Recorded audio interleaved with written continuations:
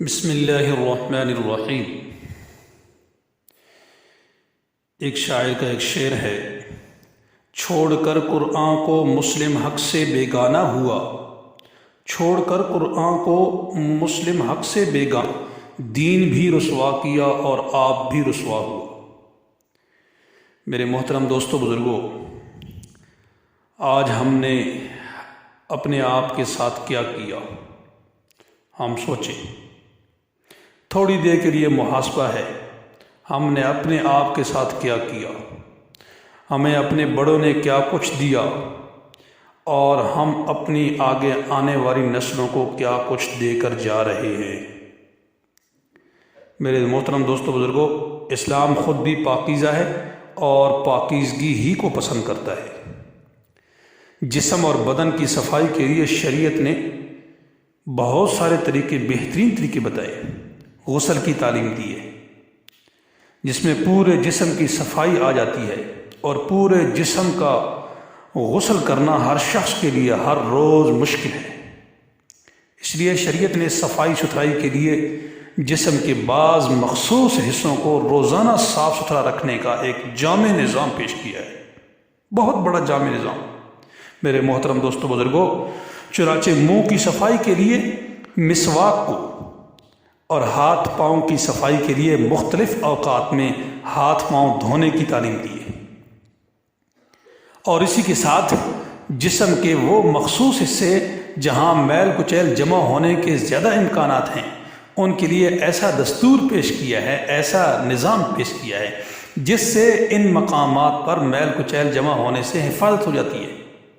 چنانچہ ہاتھ پاؤں کی انگلیوں کے ناخن کاٹنے اور جسم کے مخصوص حصوں کے بال دور کرنے کو مقرر فرمایا ہے، اور جہاں انسان رہائش اختیار کرتا ہے، رہتا ہے، رہن سہن ہے، اس جگہ کی صفائی کی بھی تعلیم دی ہے، جس میں جسمانی صحت کے علاوہ روحانی صحت کا بھی لحاظ کیا گیا ہے کہ ان چیزوں کو شریعت نے عبادت اور ثواب قرار دیا ہے، اور روحانی پاکیزگی کے ساتھ ظاہر کی صفائی کا تعلق بھی قائم رکھا ہے، اور طبی اعتبار سے یعنی ڈاکٹری اعتبار سے صحت کی حفاظت کے لیے بھی ان چیزوں کی صفائی ایک مانا ہوا مسئلہ ہے، تسلیم شدہ مسئلہ ہے۔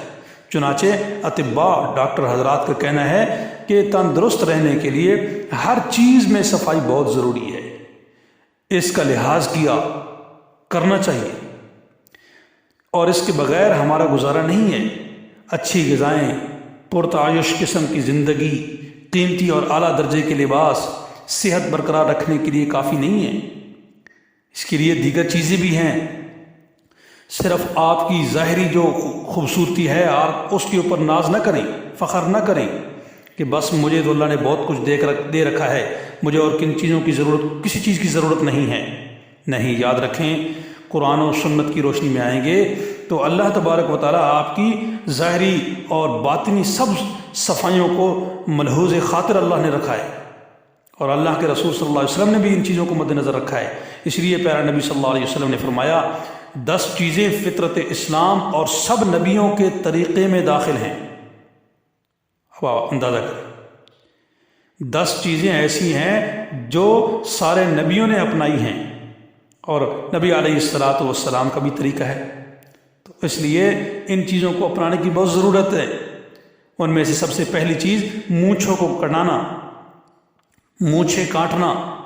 یہ نہیں کہ جیسے آج ہمارے معاشرے کے اندر بڑی بڑی مونچھیں، اور بعض اوقات تو دیکھنے میں یوں بھی آیا کہ پانی پیتے ہوئے مونچھیں اس کے بیچ میں لگ رہی ہیں، چائے پیتے ہوئے مونچھیں اس کے بیچ میں لگ رہی ہیں۔ مونچھیں اس نے اتنی بڑی کیوں رکھی ہیں؟ تاکہ لوگوں کو دیکھنے کے لیے، کہ لوگ دیکھیں کہ بڑا بدماش ہے اس علاقے کا، یہ خدارا دین سمجھیں۔ اور دوسری چیز ان 10 چیزوں میں سے داڑھی کو بڑھانا۔ آج جس ماحول کے اندر میری اور آپ کی زندگی گزر رہی ہے، 10 بندوں میں سے کوئی ایک بندہ بھی ہوگا شاید جس نے ایسے کام کی، ایسی سنت کو جو سارے نبیوں کا طریقہ رہا ہو، اس نے اپنانے کی کوشش کی ہو۔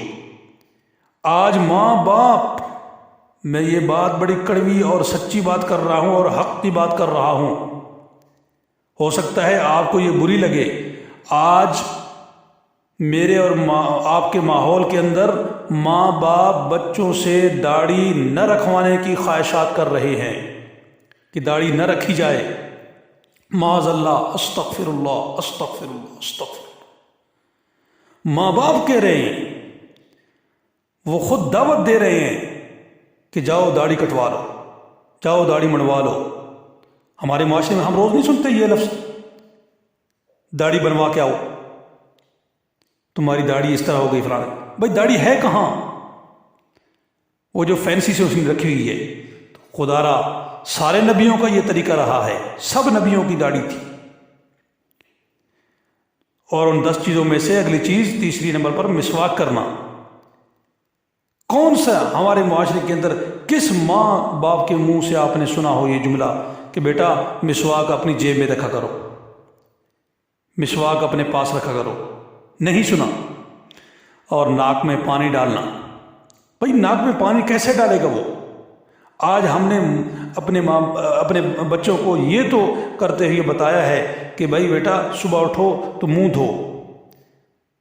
اب منہ دھونے کے ساتھ ساتھ یہ ہم کیوں نہیں کہتے، ہمارا یہ طریقہ کیوں نہیں بنتا کہ بیٹا اٹھو اور صبح اٹھائیں، اور یہ طریقہ بھی بنانا چاہیے، صبح اٹھائیں اور اٹھانے کے بعد اپنے اولادوں کو کہیں کہ وضو کرو، نماز پڑھو، جس کے اندر یہ ناک میں پانی ڈالنے والی بھی صفت آ جائے گی خود بخود۔ فرمایا اس کے بعد 5ویں چیز ناخن کاٹنا۔ آج کہاں ہے یہ نظام ہمارے معاشرے کے اندر، ناخن کاٹنے کی یہ صفت؟ آج تو میرے اور آپ جس معاشرے کے اندر ہم رہ رہے ہیں اور دیکھ رہے ہیں، ہماری اولادیں، ہماری نسلیں ناخنوں کو بڑھا رہی ہیں۔ چیک کر لیں کتنے ہی ایسے ماڈرن دور کے ہمارے بچے بنتے جا رہے ہیں کہ ناخن دیکھیں تو 2-3 ناخن، کہ کسی کی آخری انگلی کا، چھوٹی انگلی کا بڑا ہوا ناخن ہوگا، کسی کا انگوٹھے کا ناخن بڑا ہوا ہوگا۔ اور اس میں سے 10 صفتوں میں سے ایک صفت یہ بھی ہے کہ جسم میں میل کچیل جمع ہونے والے حصوں، مثلا انگلیوں کے جوڑوں کو دھونا، ان چیزوں کو اچھی طرح دھونا، اور پھر بغل کے بال صاف کرنا۔ اب یہ چیزیں وہ چیزیں ہیں جو دیکھو، رسول پاک صلی اللہ علیہ وسلم کی ایک حدیث ہے جس کا مفہوم یہ ہے کہ رسول پاک صلی اللہ علیہ وسلم نے فرمایا کہ 7 سال کے بعد اگر ایک بچے کی پرورش اپنے ماں باپ کی ہو رہی ہے، دیکھو ذمہ داریاں ہیں بہت ساری، ماں کی الگ ذمہ داریاں ہیں، باپ کی الگ ہیں۔ باپ کی ذمہ داری ہے باہر سے کما کر لانا، اور ماں کی ذمہ داری ہے اندر گھر میں 4 دیواری میں رہ کر اپنے بچوں کی صحیح تربیت کرنا، ان کو کھلانا پلانا، ان کی پرورش کرنا۔ اب رسول پاک صلی اللہ علیہ وسلم نے ارشاد فرمایا کہ اگر ایک بچہ اپنی ماں کے پاس رہ کر پرورش پا رہا ہے تو 7 سال کے بعد اگر لڑکا ہے تو اس کو باپ کے حوالے کر دینا چاہیے، تاکہ وہ اس کو جو مردوں والے احکامات ہیں وہ سکھائے۔ اسی طرح دوسرا عکس کہ اگر ایک لڑکی اپنے باپ کے پاس رہ رہی ہے تو 7 سال کی اگر اس کی عمر ہو جائے تو اس کو چاہیے اس باپ کو کہ وہ اب اپنی اس بچی کو 7 سال کے بعد اپنی ماں کے حوالے کر دے اس کے، تاکہ وہ اس کو عورتوں والے احکامات سکھائے۔ یہ کہاں ہے ہمارے معاشرے کے اندر یہ کام ہم کر رہے ہیں؟ پھر ہم کہتے ہیں کہ جی ہدایت والے راستے پر نہیں آتے بچے۔ تو میرے دوستوں بزرگوں، یہ مردوں اور عورتوں کے لیے حکم ہے، یہ بیوی اور شوہر دونوں کے لیے یہ حکم ہے کہ اپنی اولادوں کو بتائیں کہ یہ بغلوں کی بھی صفائی کرنی ضروری ہے۔ اس کے بعد ان 10 صفات میں سے زیر ناف بال مونڈنا۔ اب زیر ناف بال مونڈنا یہ سب کے لیے حکم ہے، مرد و زن سب کے لیے۔ اسی طرح ان صفات میں سے 9ویں صفات پانی سے استنجا کرنا۔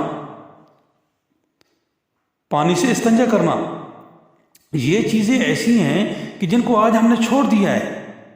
اور یہ حدیث مبارکہ جس کے اندر 10ویں چیز رہ گئی وہ میں بتانا بھول گیا کہ 10ویں چیز کلی کرنا، منہ میں پانی ڈال کر غرارے وغیرہ کرنا، کلی کرنا، یہ انبیاء کی صفات رہیں، نبی علیہ الصلوۃ والسلام کی بھی صفت رہی، یہ نورانی صفات ہیں۔ جب یہ ہمارے اندر پیدا ہو جائیں گی تو ہماری پاکیزگی ظاہری بھی ہو جائے گی اور باطنی بھی ہو جائے گی۔ تو تو اس لیے میرے محترم دوستوں بزرگوں، اپنی نسلوں کو سنواریں، اپنی نسلوں کو سنواریں، کوشش کریں دین کے ساتھ ان کو منسلک کریں۔ یہ دین ایسا ہے کہ جو ہمیں ظاہر سے بھی پاک صاف رکھتا ہے اور اندر سے بھی ہمیں پاک صاف رکھتا ہے۔ جب سے دین سے ہم دور رہیں گے، ہماری ظاہری بھی باطنی دونوں چیزیں ختم ہو جائیں گی، دونوں صفائیاں ختم ہو جائیں گی۔ یہ واحد اسلام ہے۔ اسلام کو کیوں کہا گیا کہ یہ دنیا کے اوپر عروج کرنے والا یہ مذہب ہے۔ والذی ارسل رسولہ بالہدی ودین الحق لیظہرہ علی الدین کلہ۔ اللہ فرماتے ہیں میں اس کو پوری دنیا کے اوپر غالب کر کے رہوں گا۔ یہ اللہ کا وعدہ ہے، یہ اللہ کا حکم ہے۔ اللہ اپنے کلام کے اندر فرما رہے ہیں لیظہرہ علی الدین کلہ، سارے ادیان باطلہ کے اوپر میں اس کو غالب کروں گا۔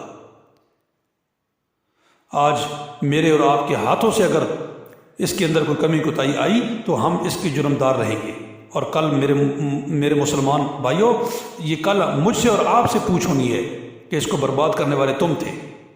اللہ پاک ہمیں صحیح دین کی سمجھ اور اس پر عمل کرنے کی توفیق عطا فرمائے۔